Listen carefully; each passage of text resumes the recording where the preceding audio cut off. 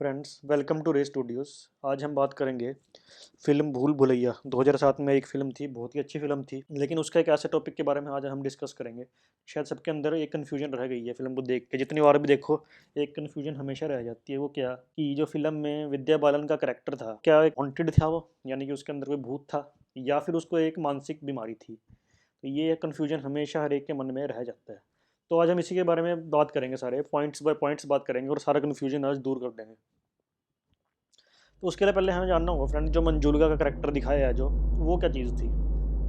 तो मंजूलिका कौन थी? मंजूलिका एक क्या थी? एक नर्तकी थी राजा के दरबार में, और उसे बंगाल से बुलाया गया था। उसके साथ एक बंदा और जो वहाँ पे नर्तक था, उसका नाम क्या था? शशिधर। और उसका क्या हुआ था? शशिधर और मंजूलिका का प्रेम था।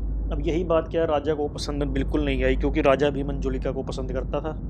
तो एक दिन उसने क्या किया? शशिधर का गला काट दिया और मंजूलिका को कैद कर लिया तीसरी मंजिल के एक कमरे में। लेकिन फिर एक दिन क्या हुआ? मंजूलिका ने भी सुसाइड कर लिया।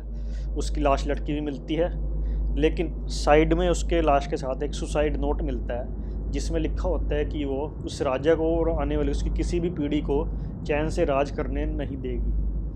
अब की मंजूलिका की डेथ के कुछ दिन बाद क्या होता है? जो वहाँ का राजा होता है, उसकी भी एक मिस्टीरियस हालत में डेथ हो जाती है।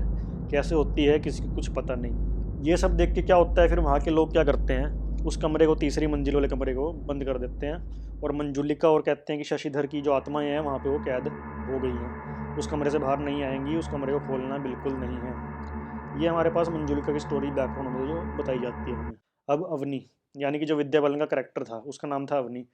अब उसके बारे में क्या बात आती है? तो फ्रेंड, उसकी जो बैकग्राउंड स्टोरी बताते हैं, तो उसकी स्टोरी में क्या होता है कि बचपन में ही जो उसके पेरेंट्स थे, अमेरिका चले गए थे उसको छोड़ के, और वो दादी के पास रहती थी। दादी के पास रह के दादी उसका अकेलापन दूर करने के लिए उसे भूत प्रेत की कहानियाँ सुनाती थी, अलग अलग कहानियाँ सुनाती थी। अब कहानी सुन सुन के जो अवनी पे ये इफेक्ट पड़ गया था कि उसको ऐसा लगता था कि जीत हमेशा अच्छाई की होती है और बुराई की हमेशा हार होती है। तो ये थी अवनी की एक बैकग्राउंड थी छोटी सी। अब डॉक्टर आदित्य श्रीवास्तव, यानी कि जो अक्षय कुमार फिल्म में है, वो अवनी को कहते हैं कि उसे एक मानसिक बीमारी है, डीआईडी यानी कि डिसोसिएटिव आइडेंटिटी डिसऑर्डर नाम की, जिसे मल्टीपल पर्सनैलिटी डिसऑर्डर भी कहते हैं।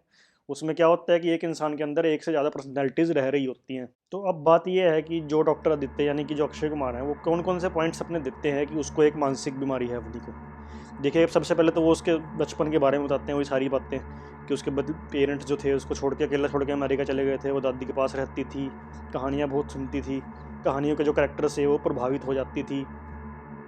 तो जब वो अपने पति के साथ यहाँ पे आई घर में, उसने मंजूलिका की कहानी सुनी। कहानी सुन के ऐसा लगा कि राजा तो बुरा था, मंजूलिका सही थी। तो इसमें जो कहानी में है वो बुराई की जीत कैसे हो गई है। फिर वो जाके कमरा खोलती है, मंजूलिका के बारे में और देखती है, उसका सामान देखती है, उसके बारे में और पढ़ती है। तो धीरे धीरे करके उसका जो करेक्टर है मंजूलिका का, उसके अंदर आने लग जाता है। और इस तरह से करके जो अवनी है अपने अंदर एक दो करेक्टर डेवलप कर लेती है, एक अपना खुद का और एक मंजूलिका का, जो कि डॉक्टर आदित्य यानी कि जो अक्षय कुमार फिल्म में हमें बताते हैं। और आगे वो बताते हैं कि अपनी इस बीमारी की वजह से अवनी अब क्या क्या कर रही है, कि जो सिद्धार्थ है उसका पति, उसको वो समझ रही है वो कपटी राजा जिसने मंजूलिका को मारा था। और जो शरद है, क्योंकि वो उस घर में रहता है जहाँ पे शशिधर रहता था, उसे वो शशिधर समझ रही है, और खुद को तो मंजूलिका का कैरेक्टर उसके अंदर ले ही आई है। तो इस तरीके से उसका एक डिसोसिएटिव आइडेंटिटी डिसऑर्डर हो गया है। लेकिन फ्रेंड, बात यहाँ पे ख़त्म नहीं होती है। कुछ एक बातें हैं जो हमें सोचने में मजबूर कर देती हैं कि शायद वो एक मानसिक बीमारी नहीं थी सिर्फ, बल्कि उसके कुछ ज़्यादा था, कुछ शायद कुछ पैरानॉर्मल था। वो क्या बातें थी, आगे अब हम उसके बारे में जानते हैं। फ्रेंड देखिए, पहली बात तो ये कि जो अवनी है, जब मंजूलिका बनती थी तो उसकी तरह वो नाच लेती थी, बंगाली बोल लेती थी, उसकी तरह गा लेती थी। अब जो अवनी ने तो ये चीज़ें सीखी नहीं थी, ना उसको बंगाली बोलनी आती थी, ना उसको डांस आता था, तो वो अचानक वो कैसे करने लग गई? तो वो किसी बीमारी में पॉसिबल नहीं है।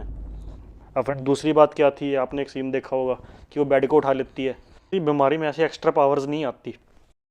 इसके अलावा जब अवनी पहली बार ऊपर तीसरी मंजिल पर जाके वहाँ का ताला खोलती है, तो जिस लोहार ने वो चाबी बना के दी होती है उसको, उसकी मौत हो जाती है। हालांकि इसका रीज़न फिल्म में दिया गया है कि उसकी लीवर डिजीज़ से मौत होती है, लेकिन फ्रेंड्स, जो इंसान की मृत्यु है किसी न किसी कारण से तो होगी, चाहे वो हार्ट डिजीज़ हो, चाहे सांस के रुकने से हो, चाहे लीवर की बीमारी हो। बात यह है कि उसी समय क्यों हुई जब उस कमरे का ताला खुला, तभी उसकी मृत्यु क्यों हुई उस लोहार की। अब इसके अलावा दोस्तों, फिल्म में एक लड़की दिखाई गई, गिरिजा, उनके परिवार की एक लड़की होती है जो गूंगी होती है और थोड़ी मानसिक सी मेंटल प्रॉब्लम सी होती है उसको। तो उसका क्या कारण बताया गया है? अब देखिए, फिल्म में एक सीन बताया गया था जब नंदिनी बात कर रहे होते हैं कि बचपन में नंदिनी और वो और बच्चे लुक्का छुप खेल रहे थे। तो उस टाइम में क्या हुआ था, जो गिरजा है वो तीसरी मंजिल पे आके छुप गई थी, और उसके बाद से ही वो गूंगी हो गई और पागल हो गई। तो ये भी बात थी जो हमें सोचने पे मजबूर करती है, जो डायरेक्टर ने हमारे लिए हिंट छोड़ा है। तो फ्रेंड्स, आखिरी में मैं इन सारी बातों का निचोड़ ये निकालूंगा कि फिल्म में जो दिखाया गया विद्या बालन का कैरेक्टर, वो खाली उसको एक मानसिक बीमारी नहीं थी, बल्कि कुछ पोजेस्ड, कुछ पैरानॉर्मल या कहें कि कोई भूत जैसी चीज़ अवश्य थी। तो फ्रेंड्स, ये मेरी राय थी। आपकी राय इस टॉपिक के ऊपर क्या है वो भी ज़रूर बताएं, और फिल्म टॉपिक्स के ऊपर ऐसे इंटरेस्टिंग वीडियोस देखने के लिए हमारे चैनल को सब्सक्राइब ज़रूर करें। Thank you friends.